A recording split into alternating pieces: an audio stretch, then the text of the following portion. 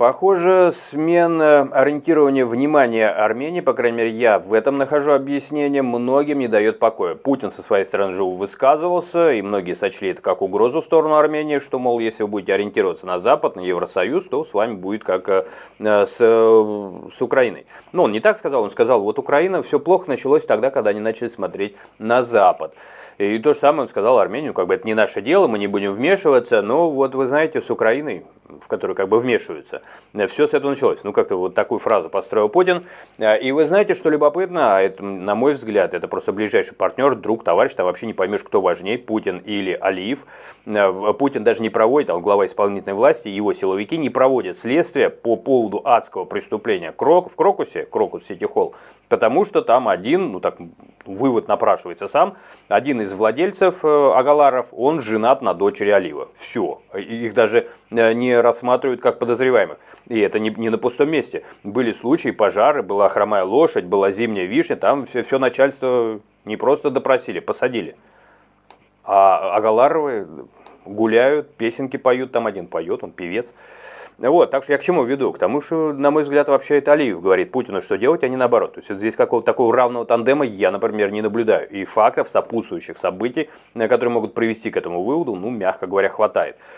Тем не менее, итак, вот Алиев вдруг напомнил о себе, и по странному совпадению, кавычки, именно в тот момент, когда напомнил о себе и Путин по поводу Армении. Но здесь, правда, не об Армении, ну, в каком-то смысле, давайте пройдемся по самой новости, которую публикует news.ru, то есть это, как бы, да, такая пророссийская площадочка. Пятки засверкают. Ильхам Алиев раскритиковал наблюдателей Евросоюза на границе. Президент Азербайджана заявил, что европейские наблюдатели, которые якобы несут службу на границе, разбегутся при первой же опасности. Я и тогда, ну, вообще у него очень какие-то нецивилизованные методы. Топ-туристов поймали, избили всему миру, показывали, просто целенаправленно избили, даже не то, что не скрывали, а прям вот свежих ссадинах они показывали. У него какие-то методы, на мой взгляд, просто нездоровые, что называется. То есть попытки быть легитимной властью у него нет. А что бывает с теми, кто теряет легитимность власти?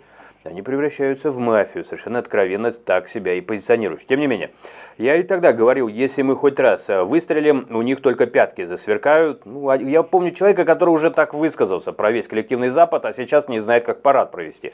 И вообще у нас есть такое выражение «собака, которая лает, не кусает». Однако продолжим. Там и следа их не останется. Может, не останется, может, останется.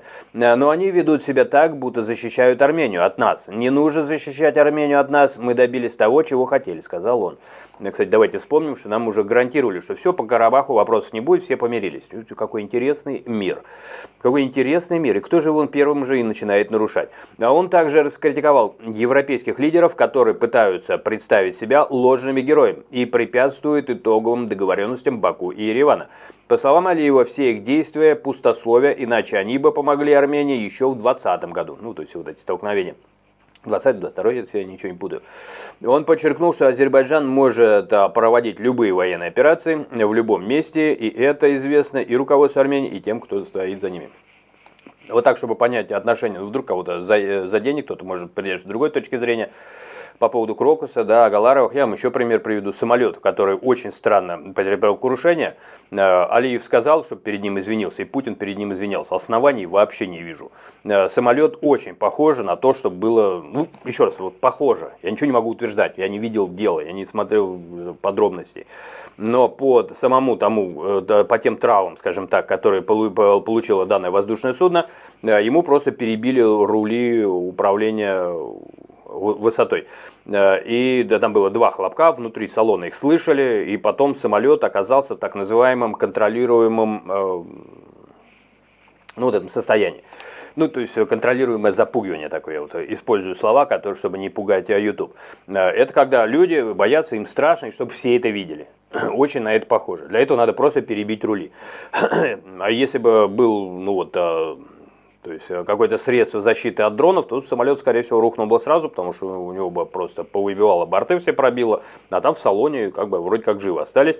Взорвалось какое-то кресло, со слов стюардессы. Ну, короче говоря, никакого расследования не было, там очень много было странностей, которые неплохо было бы дорассмотреть. Ну и все, на этом замолчалось. Путин говорит: извините, простите, я во всем виноват. А дело, на мой взгляд, там, если посмотреть, крылья целые, большие крылья целые, а маленькие все испещрены. Это скорее в хвосте что-то могло изнутри взорваться, и поэтому посекло только определенное место. А если бы был взрыв рядом с бортом, ну, еще раз, я прикидывал так, я тоже много могу не знать, но если бы рядом с бортом, как-то искусственный интеллект спрашивал, какие были бы, скорее всего, повреждения, основываясь на триллиардах примеров в этом мире, которые искусственный интеллект помнит, а я не очень. И он мне сказал, кабина была бы нарушена, пилотов, скорее всего, салон весь с пассажирами, потому что разлет был бы вот этих, да, осколков вдоль всего самолета. Для него длина самолета не играла бы роли. Это было попадание не только в хвост, а всего его накрыло бы. А если 2 хлопка, ну там вообще, извините меня. Очень странная история, которая также меня, к сожалению, утверждает в том, что Владимир Владимирович Путин не очень самостоятельный политик. Ну, это мое мнение, вы его можете не разделять. Пишите, что думаете, и увидимся. Такая новость. Вот. Говорит, всех победил, товарищ Алиев. Ну, победить Путина не значит победить всех. Победить Путина можно и посмотреть, как он победил всех. С 9 мая всех, с Днем Победы. И с прекрасно проведенным парадом. С корейскими войсками. Ну, это бывшие японские. Увидимся.